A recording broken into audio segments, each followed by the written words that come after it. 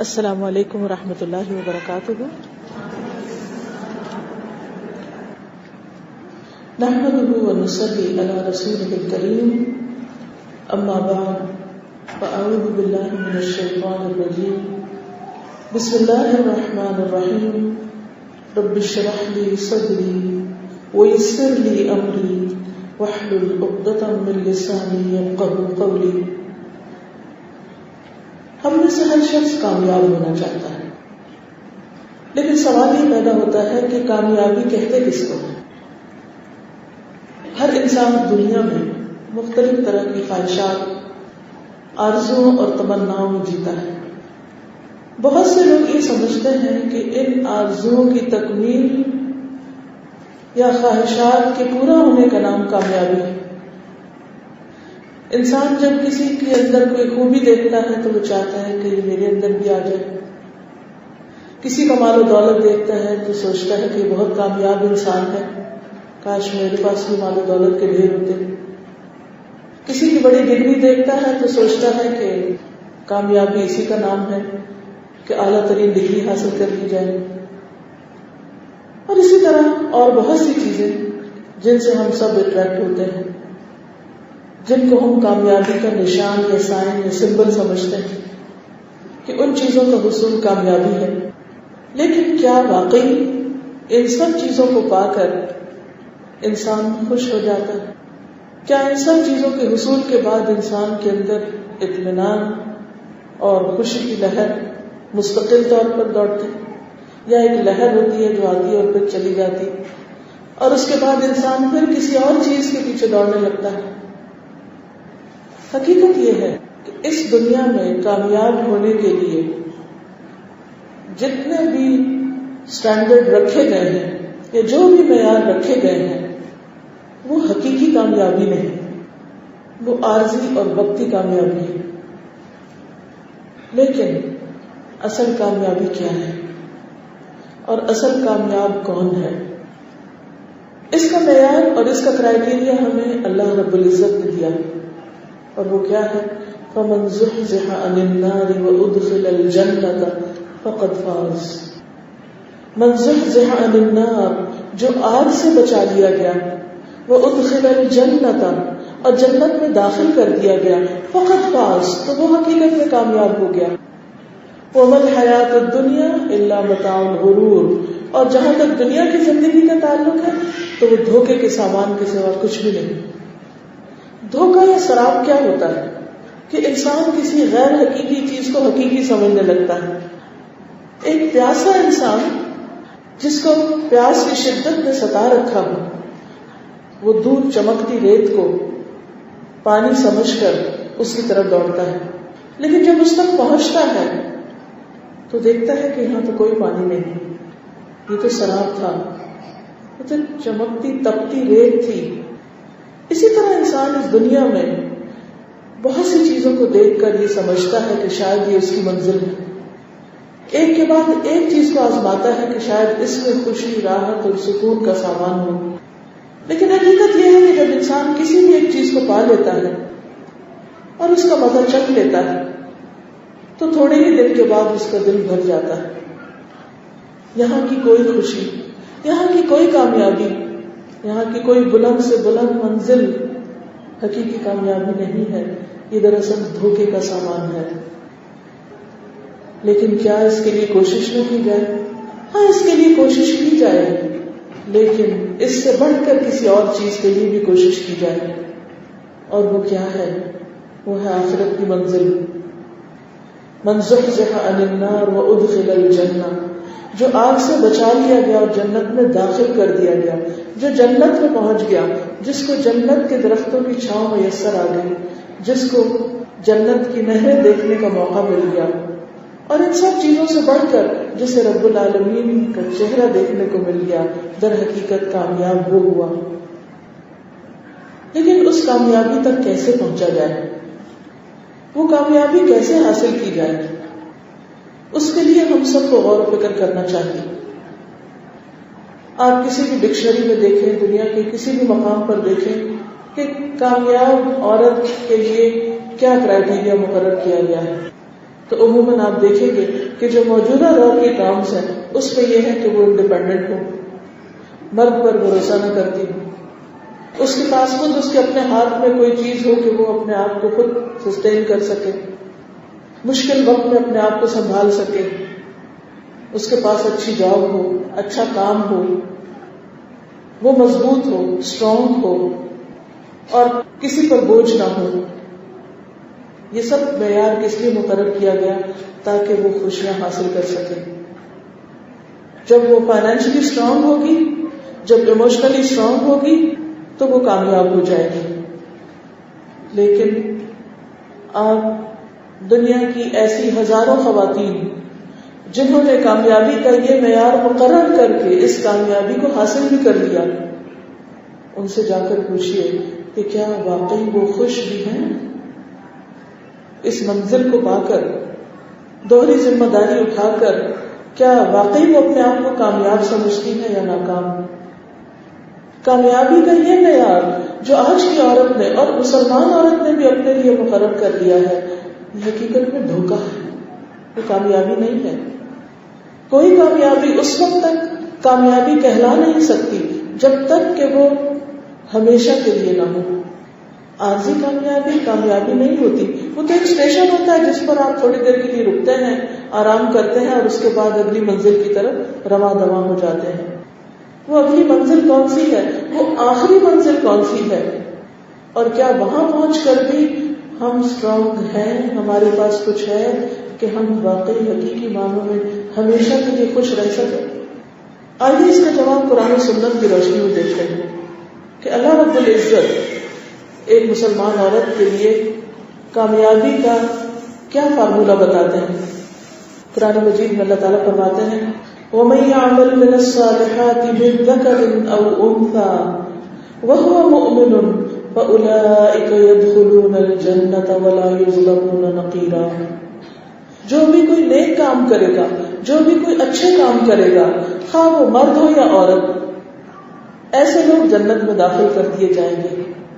شرط یہ ہے کہ وہ مومن ہو، ان کے اندر ایمان ہو اور ان پر کھجور کے اندر گٹلی کے پیچھے چھوٹے سے گڑھے یا نقطے برابر بھی ظلم نہ کیا جائے گا. اتنا سا ظلم بھی ان پر نہ ہوگا. ان کی تمام کوششوں کا پورا پورا بدلہ انہیں دے دیا جائے گا. گویا ہمارے لیے کامیابی اس میں ہے کہ ہم کچھ بھی کریں، ہم کہیں پر بھی ہوں، لیکن ہمارا وہ کام، ہمارا وہ عمل اللہ کی نگاہ میں عمل صالح قرار پائے، وہ نیک عمل قرار پائے. وہ نیک اعمال کیا ہے، وہ کب کس کو کیا کرنا ہے، اس کی تفصیل میں جانے سے پہلے میں عورت کی زندگی کے مختلف مراحل کو آپ کے سامنے رکھوں گی تاکہ آپ میں سے جو جس مرحلے پر بھی ہے اسے وہاں پر رکھ کر دیکھے کہ کیا واقعی اس مرحلے میں اس کو جو کچھ کرنا چاہیے وہ کر رہی ہے. ہمارے معاشرے میں جب ایک بچی پیدا ہوتی، لڑکی پیدا ہوتی، تو عام طور پر اس کا استقبال کس طرح کیا جاتا ہے؟ اگر کسی ماں کے پاس کئی بیٹے بھی ہوں، لیکن جب بیٹی پیدا ہوتی ہے تو تھوڑی دیر کے لیے دل دھڑکتا ضرور ہے اور دل کے اندر ایک عجیب سا خیال ضرور آتا ہے. کسی بیٹی کی پیدائش پر کتنی بھی خوشی ہو، لیکن ساتھ ہی ایک اداسی اور ایک غم کی لہر بھی آتی ہے کہ ایک دن یہ بیٹی ہمیں چھوڑ جائے گی. اگرچہ بہت اوقات میں بیٹے بیٹیوں سے پہلے چھوڑ جاتے ہیں، لیکن پھر بھی بیٹی کو ایک پرائی امانت سمجھ کر پالا جاتا ہے. مشرکین مکہ دور جاہلیت کے لوگ، وہ تو بیٹی کی پیدائش پر شدید غم کا شکار ہو جاتے تھے. وَإِذَا بُشِّرَ أَحَدُهُمْ بِالْأُنثَىٰ ظَلَّ وَجْهُهُ مُسْوَدًّا وَهُوَ كَظِيمٌ يَتَوَارَىٰ مِنَ الْقَوْمِ مِنْ سُوءِ مَا بُشِّرَ بِهِ أَيُمْسِكُهُ عَلَىٰ هُونٍ أَمْ يَدُسُّهُ فِي التُّرَابِ أَلَا سَاءَ مَا يَحْكُمُونَ. جب ان میں سے کسی کو بیٹی کے پیدا ہونے کی خوشخبری دی جاتی ہے تو وہ غم سے بھر جاتا ہے، اس کا چہرہ سیاہ ہو جاتا ہے، وہ غم کے گھونٹ پینے لگتا ہے، سوچتا ہے کہ ذلت کے ساتھ اس کو لیے رکھے یا اسے مٹی میں دبا دے. سنو خبردار، کتنا برا فیصلہ ہے جو یہ کرتے ہیں. لیکن ایک مسلمان گھرانہ اس سے مختلف ہوتا ہے. اس میں اگر کلچر کے اثرات کے تحت بچی کو بہت خوشی سے ویلکم نہیں بھی کیا جاتا، میجورٹی کی بات کر رہی ہوں، تو بھی وہ اس کو رحمت، شفقت، پیار، محبت سے پالتے ہیں. لیکن عموماً اس کے ساتھ انصاف نہیں کیا جاتا. بچپن سے ہی اس کے ساتھ امتیازی سلوک کیا جاتا ہے.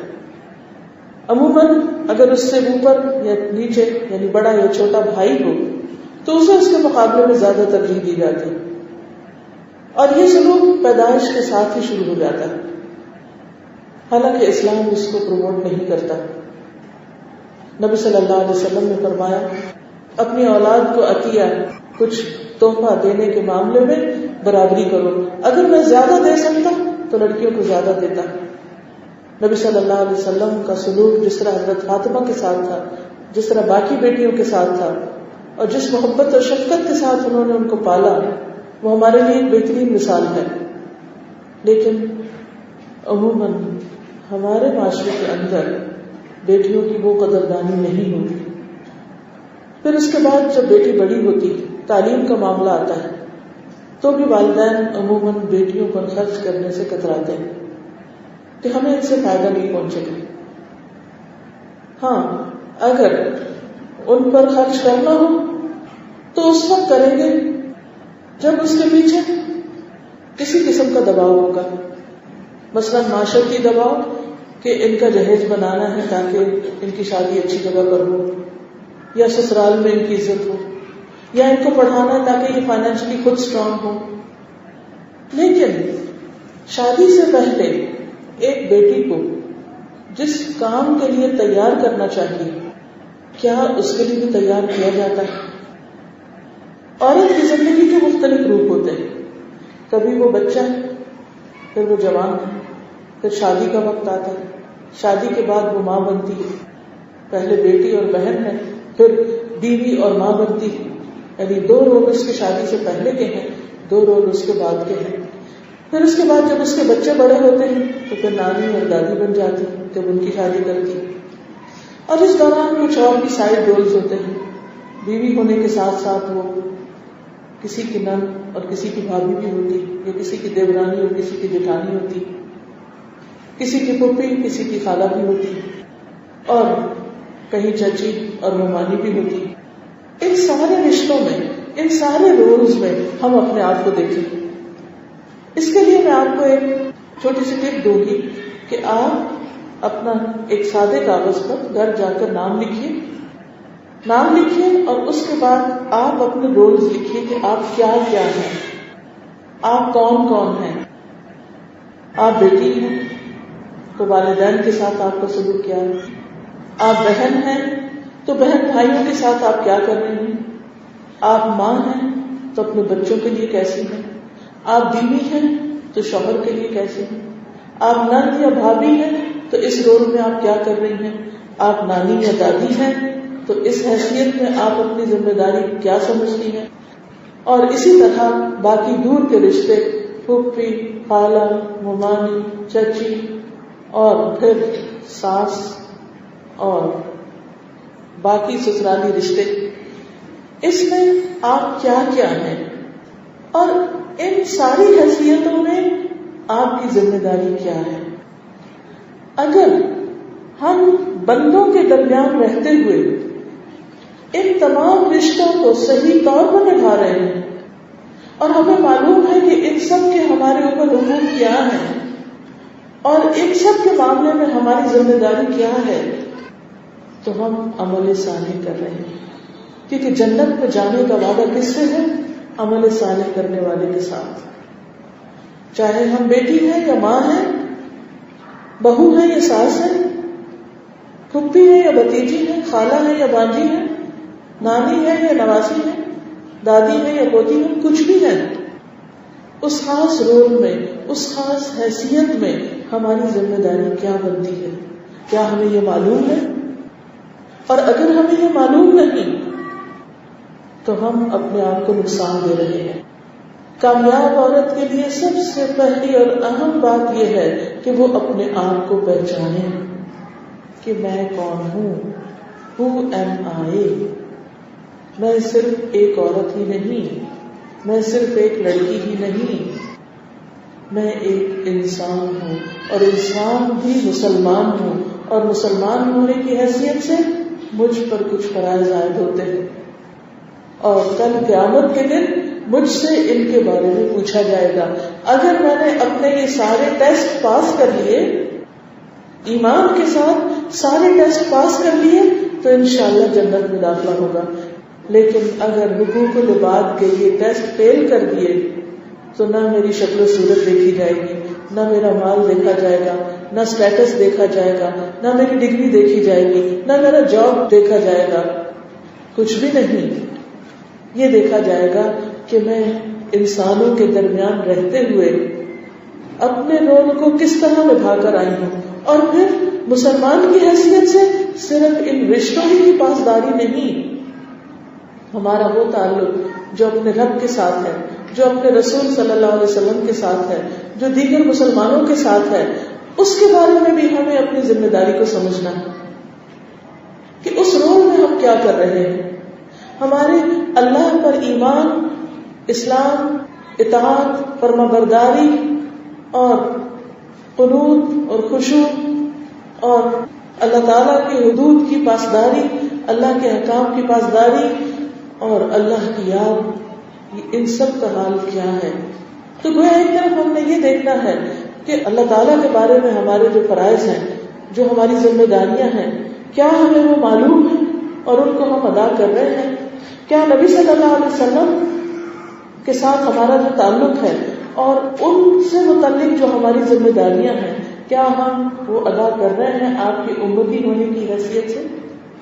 کیا دیگر مسلمانوں کے ہم پر جو حقوق ہیں، کیا ہم ان کو پورا کر رہے ہیں؟ اور اگر نہیں کر رہے اور ہمیں اس کا علم نہیں اور ہم ان کی پابندی نہیں کر رہے تو کامیابی ممکن نہیں۔ شادی سے پہلے کا رول ایک عورت کا تیاری کا رول ہے، پریپریشن کا ہے، جس میں اسے علم بھی حاصل کرنا ہے، اور صرف اسے اسکول، کالج، یونیورسٹی کسی خاص پروفیشنل ڈگری کا علم حاصل کرنا کافی نہیں۔ جتنے بھی میں نے ایک عورت کے مختلف رول بتائے ہیں یا جو ممکنہ رول ہیں انسانی رشتوں کے اعتبار سے یا دینی تعلق کے اعتبار سے، ان سب کے بارے میں جاننا بہت ضروری ہے، کیونکہ اس کے بارے میں ہم سے سوال کیا جائے گا، ان کے بارے میں ہم سے پوچھا جائے گا۔ یہی اعمال صالح ہیں، یعنی نیک اعمال ہم کس کو کہتے ہیں؟ جب کسی سے پوچھا جائے تو عام طور پر لوگ 2-4 چیزیں گنوا دیتے ہیں، نماز پڑھنا، روزہ رکھنا، حج کرنا، زکوٰۃ دینا، یا پھر لوگوں کے ساتھ اچھا اخلاق برتاؤ کرنا، لیکن اس کی ڈیٹیل میں نہیں جاتے کہ مختلف کام ہم نے کرنے کیا ہے، وہ چیک لسٹ کہاں ہے ہماری، کہاں رکھی ہوئی ہے کہ جو ہمیں واقعی کرنی ہے۔ ہم مختلف جب کام کرنے ہوتے ہیں تو اپنے پاس لکھ لیتے ہیں، شاپنگ کو جانا ہے، کیا کیا لے کر آنا ہے، گروسریز کیا کیا گھر میں ختم ہے، کچن میں کیا ختم ہے، گرمیاں آ رہی ہیں، کپڑے ہیں یا نہیں ہیں، اسکول کھلنے والے ہیں، بچوں کی یونیفارم ہے یا نہیں، مہمان آنے والے ہیں، کھانا بنانے کے لیے، پارٹی کے لیے کیا ارینجمنٹس ہیں۔ ہمارے ہم اور غم، ساری ایکسپرٹیز صرف اس میں چلی جاتی ہے، ہمارا سارا ٹیلنٹ اور ہماری ساری جسمانی قوت، ہماری ذہنی قوت، ہمارا سب کچھ اسی کے اندر رہ جاتا ہے۔ اور اگر ہم پہننا اوڑھنا اچھا جانتے ہیں، کھانا اچھا بنانا جانتے ہیں، یا گھر اچھا سجانا جانتے ہیں، یا بچوں کو اچھا پہنانا جانتے ہیں، تو لوگ مثالیں دیتے ہیں کہ شی از این آئیڈیل وومن، بہت ہی کامیاب خاتون ہے۔ یا پھر اس کے علاوہ اگر ڈگری اچھی ہے یا دنیا میں کوئی مقام پیدا کر لیا ہے تو عام طور پر لوگ اس کو آئیڈیلائز کرنے لگتے ہیں کہ فلاں بہت سکسیسفل وومن ہے کیونکہ اس نے بہت نام کمایا ہے۔ کیا یہ ہے کرائیٹیریا سکسیس کا؟ نہیں۔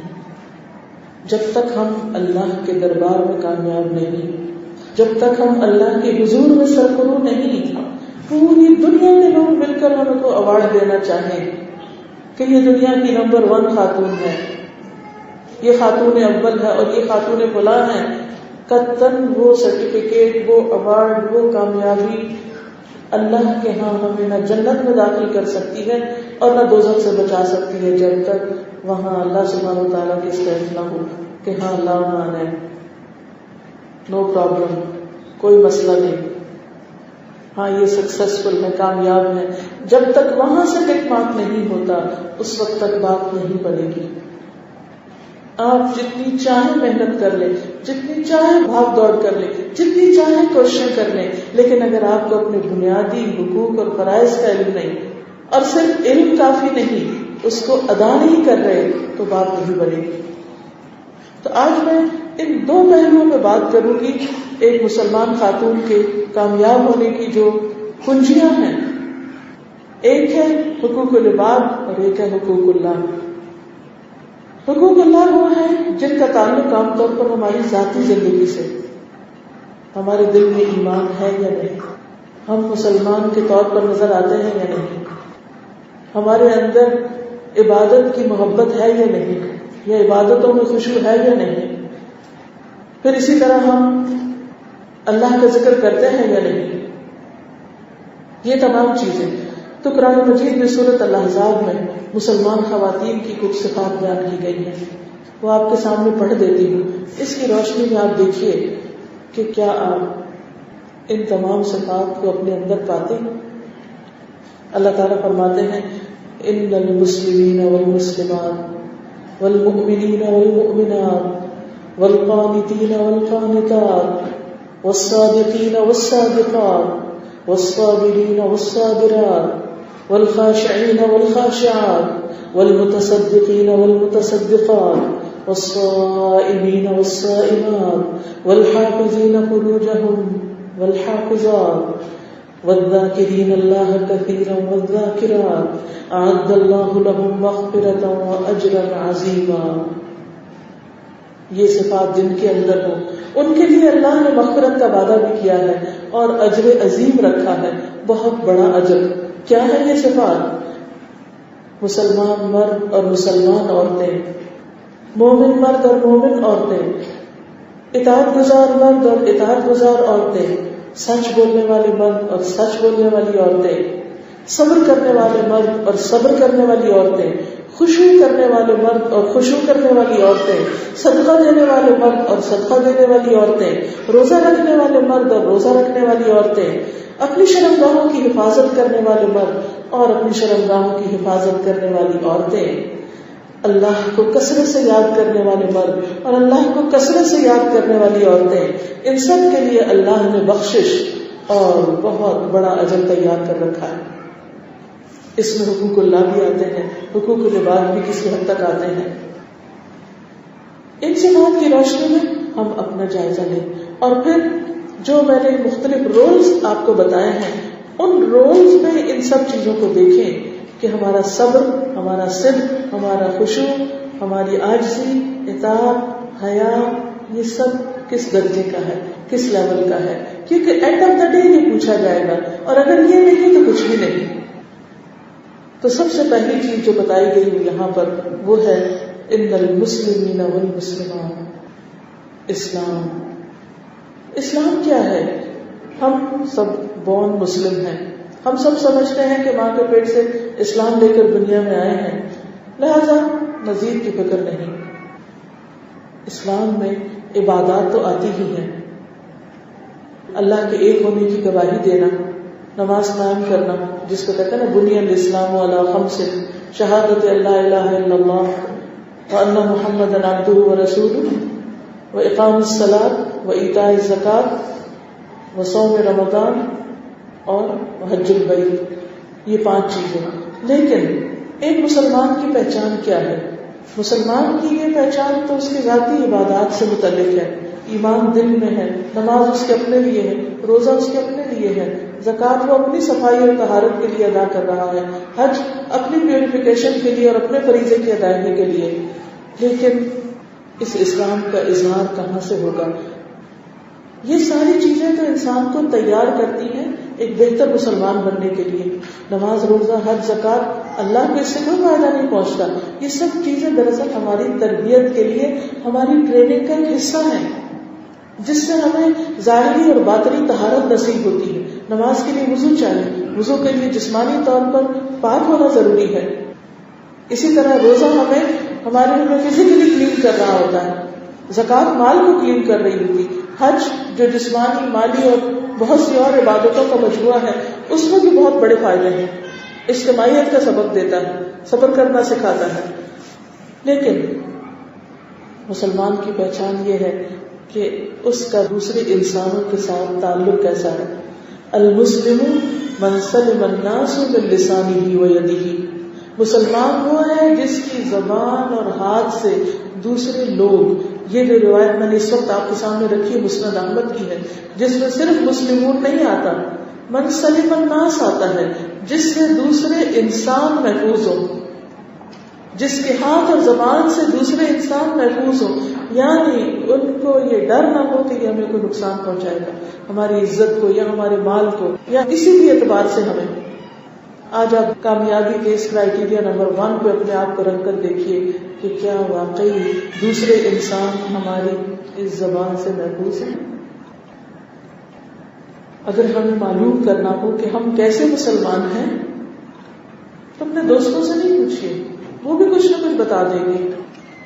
اپنے سرونٹ سے پوچھیے، اپنے خادموں سے پوچھیے، جو آپ کے ماتحت ہیں، آپ سے چھوٹے ہیں، اپنے بچے ہیں، ان سے پوچھیے آپ کون ہیں، آپ کیا ہیں، کیا واقعی وہ محفوظ ہیں. ہم کس طرح ان کو ابیوز کرتے ہیں. بعض اوقات کام کرا لیتے ہیں اور مزدوری ادا نہیں کرتے. بعض اوقات چھوٹی چھوٹی باتوں پر اپنا سارا غصہ ان پر نکال دیتے ہیں، چھوٹی سی غلطی پر ان پہ بولتے چلے جاتے ہیں، ان کا جینا دوبر کر دیتے ہیں، ان کی عزت کو عزت نہیں سمجھتے. ہمیں خیال ہی نہیں آتا کہ ان کو بھی محبت چاہیے، ہمیں احساس نہیں ہوتا کہ ان کو بھی جنت چاہیے، ہمیں یاد نہیں رہتا کہ ان کو بھی عبادت کرنی ہے اور ان کی بھی کچھ روحانی ضروریات ہیں. ہم کیسے مسلمان ہیں؟ مسلمان تو وہ ہوتا ہے جس کے ہمسائے اس کی تکلیف سے محفوظ ہوتے ہیں. ہمیں اگر اپنے بارے میں معلوم کرنا ہے کہ ہم کون ہیں تو ہم اپنے ہمسایوں سے پوچھیں. اگر کسی کو جاننا ہو تو اس کے ساتھ سفر کر کے دیکھیں کہ وہ کون ہے، اس کے ساتھ تھوڑی دیر گزار کے دیکھیں تو پتہ چل جائے گا کہ وہ کون ہے. ہم کیسے مسلمان ہیں؟ ہم بعض اوقات یہ سمجھتے ہیں کہ شاید زمین پر رہنا ہمارا ہی حق ہے، اور جو ہم سوچتے ہیں وہی درست ہے، اور جو ہم کہتے ہیں وہی حق آخر ہے، اور جو ہم چاہتے ہیں وہی سب کریں. کیا واقعی یہی اسلام ہے؟ مسلمان تو وہ ہوتا ہے کہ جو پرامن اور خود بھی سکون میں رہنے والا اور دوسروں کو بھی پرسکون رکھنے والا. کیا واقعی ہمارے اندر بھی سکون ہے، اور کیا ہم سکون بانٹنے والے بھی ہیں؟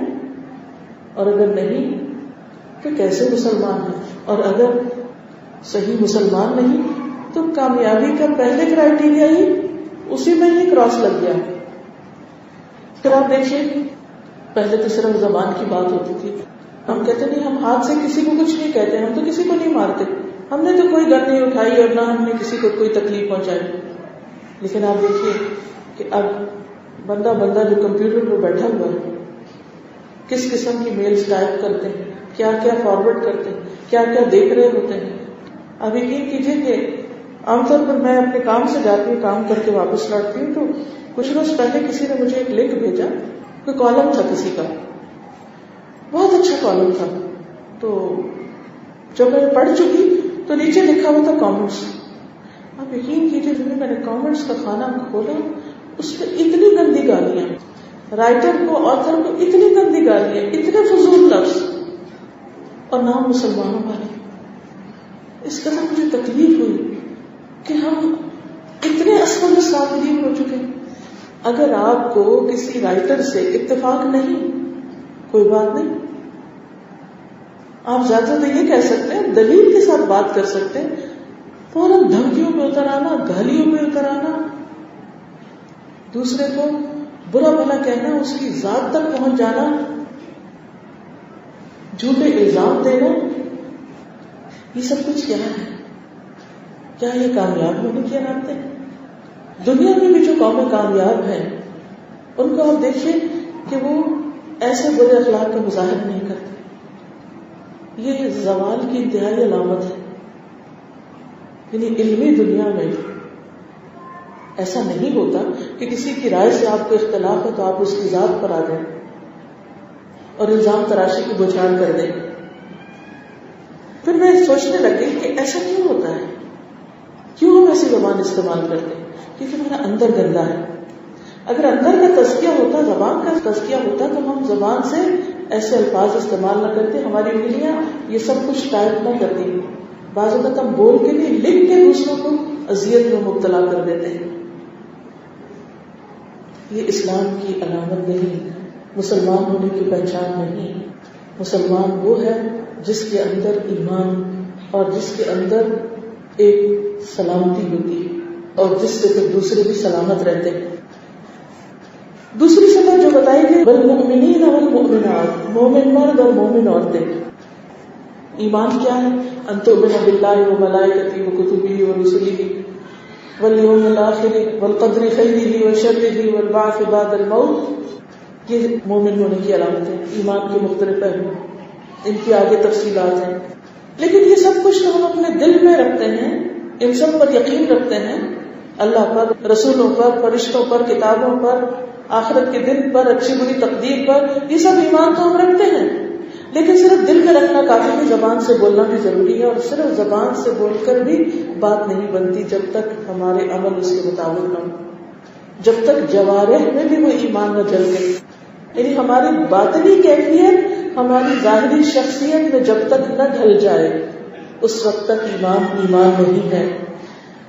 فضالہ بن عبید کہتے ہیں کہ رسول اللہ صلی اللہ علیہ وسلم نے حجۃ الوداع میں فرمایا، کیا میں تمہیں مومن کے متعلق نہ بتاؤں کہ مومن کون ہوتا ہے؟ فرمایا، مومن وہ ہوتا ہے جس سے لوگوں کے مال اور جان محفوظ ہوتے ہیں. وہاں زبان اور ہاتھ کی بات نہیں، یہاں جان اور مال کی بات ہے. یہ ایمان کی علامت ہے. لیکن آج کیا ہم حرم میں بھی محفوظ ہوتے ہیں، جو کہ ہے ہی امن کی جگہ، حرمن آمنن، کیا وہاں بھی ہم اپنا بیگ رکھ کر بغیر کسی اس کے جا سکتے ہیں واش روم تک؟ وہاں تو کوئی کافر نہیں ہوتا، وہاں تو کوئی نان مسلم نہیں ہوتا، وہاں تو سب مسلمان ہوتے ہیں، وہاں تو سب ایمان کا دعویٰ کرنے والے ہوتے ہیں. لیکن وہاں کیا ہوتا ہے؟ کیا وہاں ہمارے جان مال محفوظ ہے؟ اگر امن والی جگہوں پر محفوظ نہیں تو باقی کہاں محفوظ ہو گئے؟ ہم کیسے مومن ہیں؟ نبی صلی اللہ علیہ وسلم نے فرمایا، مومن عاجزی کرنے والے نرم ہوتے ہیں، اس مانوس اونٹ کی طرح کہ اگر اس کو چلایا جائے تو چلتا ہے، پیچھے سے ہانکا جائے تو بھی چلتا ہے، اگر اس کو چٹان پر بٹھا دے تو بھی بیٹھ جاتا ہے. یعنی مشکل جگہ پر بھی بیٹھ جاتا ہے. چلنے کو کہیں تو چل پڑتا ہے، ہانکے تو دوڑ پڑتا ہے. یعنی اس کی کوئی انا نہیں ہوتی، وہ مانوس ہوتا ہے، لوگوں کے قریب ہوتا ہے. وہ ایسا نہیں کہ اسٹبن ہو، کولڈ ہو اور کسی بات کو سن کے نہ دینے والا ہو. ایمان کے اس کرائٹیریا پر اپنے آپ کو پرکھیے کہ ہم لوگوں کے لیے کیا ہیں. بعض اوقات ہم کسی کی نہیں سنتے، تو جو ہمارے ذہن میں ہوتا ہے، جو ہماری سوچ میں ہوتا ہے، جو ہم چاہتے ہیں بس وہی ہوتا ہے اور وہی کرنا چاہتے ہیں. آپ دیکھیں کہ گھر میں لڑائی جھگڑے کیوں ہوتے، ساس بہو کا جھگڑا کیوں ہوتا ہے؟ عام طور پر نند بھابھی کے بیچ میں خلافات کیوں ہوتے ہیں؟ بہن بھائیوں میں لڑائی جھگڑے کیوں ہوتے ہیں؟ کیوں زندگیاں حرام ہیں؟ کیوں رشتے کٹے ہوئے ہیں؟ کیوں بول چال بند ہے؟ کیوں برسوں سلام دعا بھی نہیں ہوتا؟ وجہ کیا ہے؟ یہی رویوں میں سختی اور اپنے اندر لچک کا نہ پانا، کسی کی سن کے نہ دینا، صرف اپنی بات سنوانا، صرف دوسروں کو کنٹرول کرنے کی عادت ہونا، کہ سب کو اپنی مرضی کے مطابق ڈھالنا. یہ ایمان کی علامتیں نہیں ہیں. آپ دیکھیے کہ حضرت خدیجہ رضی اللہ تعالیٰ عنہا جو کامیاب ترین خاتون تھی، جن کو دنیا میں جنت کے محل کی خوشخبری دی گئی، موتیوں کے محل کی، جس میں نہ شور و شب اور نہ کسی قسم کی کوئی تھکاوٹ اور نہ کسی قسم کی کوئی پریشانی. کیا کردار تھا ان کا، کیسی خاتون تھی وہ. نبی صلی اللہ علیہ وسلم گھبرائے ہوئے آتے ہیں حرا سے جب پہلی وحی نازل ہوتی، اور وہ کن الفاظ میں ان کی تصدیق کرتی ہیں، کیسے ان کے مددگار بنتی ہیں، کیسی ساتھی ہیں.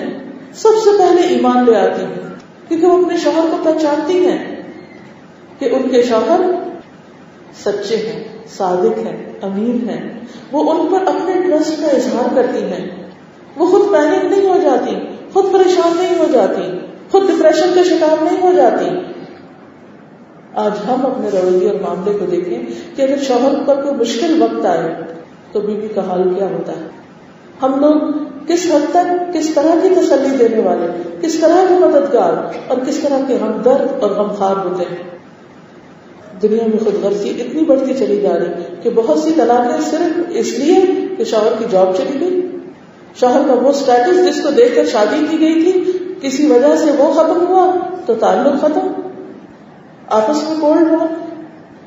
یعنی بہت سے سروے یہ بتاتے ہیں کہ میاں بیوی کے جھگڑے کی بنیادی وجہ فائنینشیل کرائسس ہوتے ہیں, مال سے بات شروع ہوتی ہے اور بہت سے گھر صرف اس وجہ سے ٹوٹتے ہیں, یا پھر شوہر کو کوئی خدا نخواستہ بیماری آ گئی, یا پھر کوئی اور ایسی تکلیف آ گئی, یا وہ کسی مصیبت میں پھنس گیا.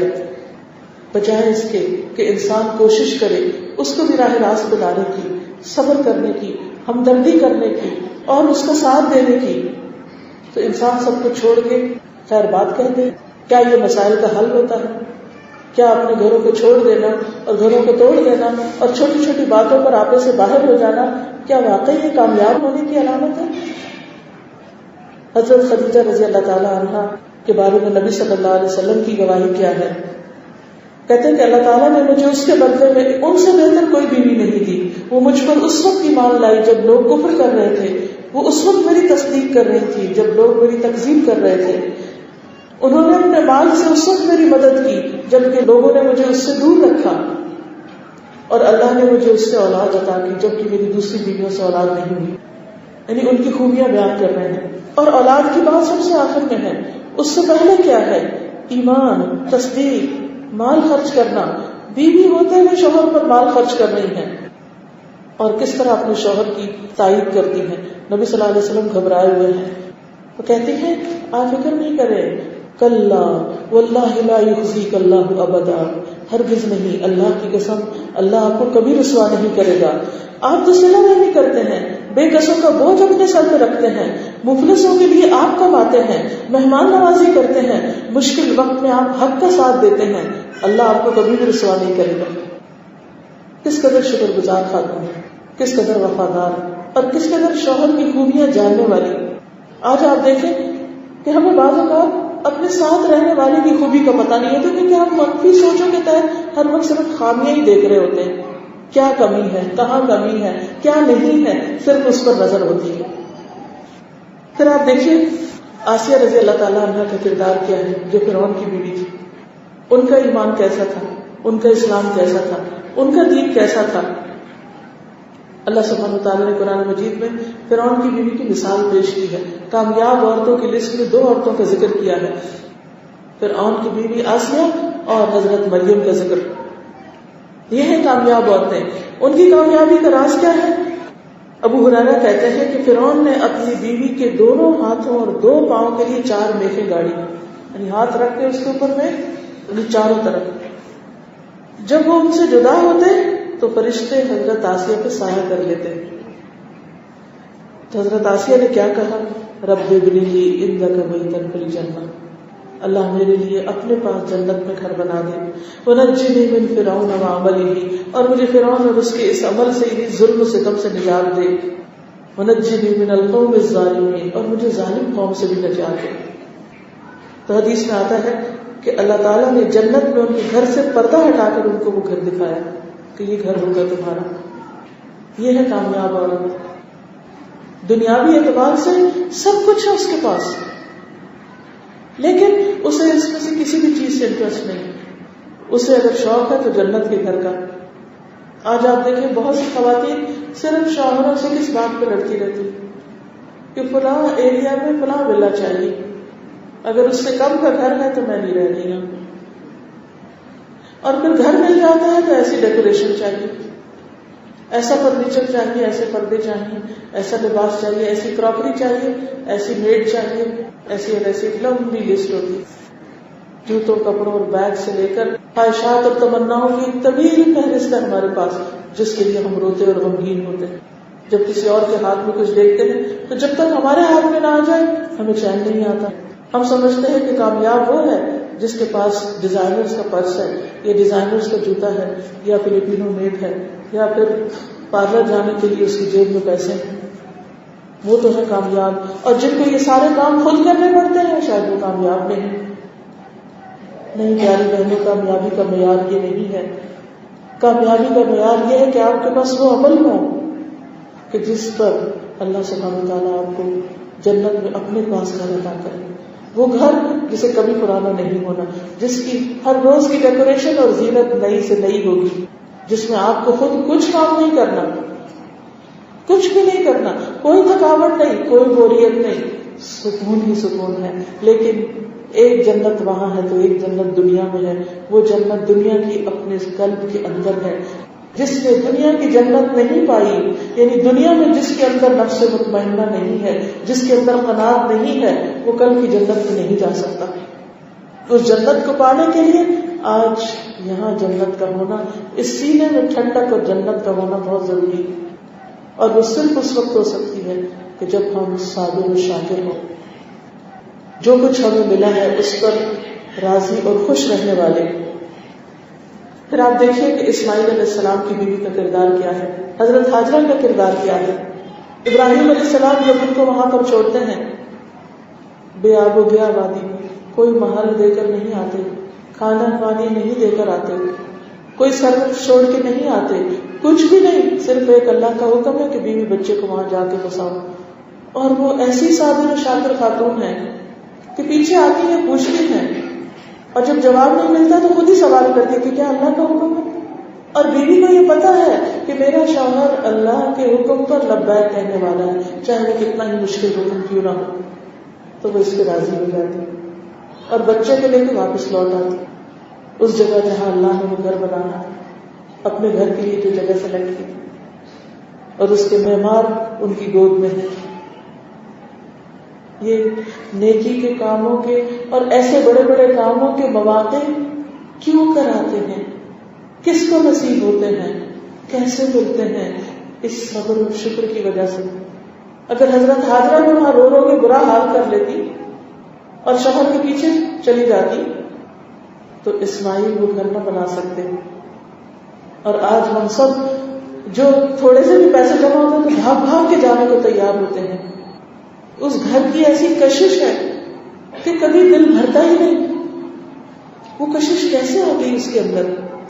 وہ کیوں سب اس کی طرف کھینچے چلے جاتے ہیں؟ نیکسٹ ڈور میوزیم بھی ہو تو آپ سوچتے رہتے ہیں اچھا جائیں گے دیکھیں گے کیا ہے اس میں، اور کیسی کیسی محنتیں کر کے لوگوں نے سب کچھ اکٹھا کیا ہوتا ہے. اور سم ٹائم آپ کو انٹرسٹ بھی نہیں ہوتا، آپ کو پرواہ بھی نہیں ہوتی کہ آپ کے دائیں بائیں کیا ہے. لیکن ہزاروں میل دور اس گھر کی کشش آپ کو کھینچتی ہے. وہ کس نے بنایا؟ وہ ہاجرہ کی گود میں جو بچہ تھا اس نے اپنے باپ کے ساتھ مل کے بنایا تھا. وہ اس عورت کے صبر کی وجہ سے بنا تھا، اس عورت کی قربانی کی وجہ سے بنا تھا. ابراہیم علیہ السلام جب چھوڑ گئے بچے کو، پھر اسماعیل علیہ السلام بڑے ہو گئے، پھر باپ دور ہے اور ان کی شادی ہوتی، ان کی بیوی ہے. حضرت ابراہیم واپس آتے ہیں، اسماعیل شکار پر گئے ہوئے، گھر میں نہیں ہے. آ کے پوچھتے ہیں کہ تمہارے شوہر کیسے، کہاں ہے؟ وہ کہتے ہیں روزی کی تلاش میں گئے ہوئے. کہا کہ تمہارا گزر بسر کیسے ہوتا ہے؟ کہنے لگے کہ بہت اچھا، بہت فراخی ہے. اللہ کی تعریف کی، شوہر کی تعریف کی. ابراہیم علیہ السلام نے پوچھا تم لوگ کیا کھاتے ہو، کس پہ گزران ہوتی، کھانا پینا کیا ہے؟ بتایا کہ گوشت. کہا پیتے کیا ہوگا؟ پانی. بس صرف گوشت اور پانی، کوئی روٹی نہیں ہے، اناج نہیں ہے، چاول نہیں ہے، دال نہیں ہے، سبزی نہیں ہے، کچھ نہیں ہے. وہ گوشت ہنٹنگ کا ہوتا تھا اور زمزم کا پانی، اس پہ زندگی گزرتی تھی. تو ابراہیم علیہ السلام نے دعا کی، اے اللہ ان کے گوشت اور پانی میں برکت آئے. نبی صلی اللہ علیہ وسلم نے فرمایا ان دنوں انہیں اناج میسر نہ تھا، اگر اناج بھی ان کے کھانے میں شامل ہوتا تو ضرور آپ اس کے لیے بھی برکت کی دعا کرتے. صرف گوشت اور پانی کی خوراک میں ہمیشہ گزارا کرنا مکہ کے سوا کسی اور زمین پر موافق نہیں پڑتا. یعنی کسی اور زمین پر اگر کوئی صرف گوشت پانی پہ گزارا کرے تو نہیں جی سکتا، لیکن مکہ والوں کے لیے دعا ہے اگر وہاں کوئی پانی اور گوشت پر جینا چاہے تو جی سکتا ہے. حتیٰ کہ صرف زمزم پر بھی لوگ کئی کئی دن تک زندہ رہے ہیں بغیر کچھ کھائے. وہ پینے والوں کے لیے پینا بھی اور کھانے والوں کے لیے خوراک بھی ہے. یہ ابراہیم علیہ السلام کی دعا کی وجہ سے. ابراہیم علیہ السلام نے جاتے ہوئے کہا کہ جب تمہارے شوہر آئے تو ان سے میرا سلام کہنا اور ان سے کہہ دینا کہ وہ اپنے دروازے کی چوکھٹ باقی رکھیں. اسماعیل علیہ السلام جب آئے تو پوچھا کہ کیا کوئی آیا تھا؟ کہا جی ہاں، ایک بزرگ بڑی اچھی شکل و صورت کی آئے تھے. بیوی نے آنے والے بزرگ کی تعریف کی تو بیوی کہتی ہے کہ انہوں نے گزر بسر کا حال پوچھا. پھر انہوں نے پوچھا کہ تم نے کیا کہا؟ پھر انہوں نے کیا کہا؟ ساری گفتگو دہرائی. اسماعیل علیہ السلام نے کہا کہ اور کوئی وصیت کی تو انہوں نے کہا کہ اپنی چوکھٹ باقی رکھنا. کہا کہ یہ میرے والد تھے جو مجھے وصیت کر کے گئے ہیں، چوکھٹ تم ہو اور تمہیں باقی رکھنے کے لیے کہا ہے کہ میں اپنی بیوی کو باقی رکھوں، اپنے ساتھ رکھ دوں. یعنی تمہاری میں نے ایک طرح سے تعریف کی ہے. اب آپ دیکھیے کہ آج کوئی عورت ہوگی جو صرف گوشت اور پانی پہ گزارا کرے کہ گھر میں صرف یہ دو چیزیں ہوں اور وہ کہے سب کچھ ہے، اللہ کا بڑا شکر ہے، ہر نعمت ہے. ہم تو اگر کھانا پکاتے ہوئے ٹماٹر نہیں ہے نا گھر میں اور ٹیسٹ میں 19-20 کا فرق آ گیا اس کی وجہ سے، تو اس پر بھی موڈ آف کر لیں، غصے میں آ جائیں. چھوٹی سی چیز نہیں ہوتی، سب کچھ ہے، ایک چیز نہیں، غصہ آ جاتا اور پھر سارے ماحول کو خراب کر دیتے. اور پھر بعض لوگ بولے چلے جاتے ہیں تو فائدہ کوئی نہیں ہوتا. جو پکنا تھا پک گیا، جو ہونا تھا ہو گیا، ختم نہ ہو، بس کر دو، ختم کر دو. لیکن ہم اپنی زبانوں سے دوسروں کو سلامت نہیں چھوڑتے. جب تک ہم انہیں ہرٹ نہ کر لیں شاید سے نہیں بیٹھتے. تو یہ ہے کامیاب عورت جس نے کہا کہ اس چوکھٹ کو برقرار رکھنا.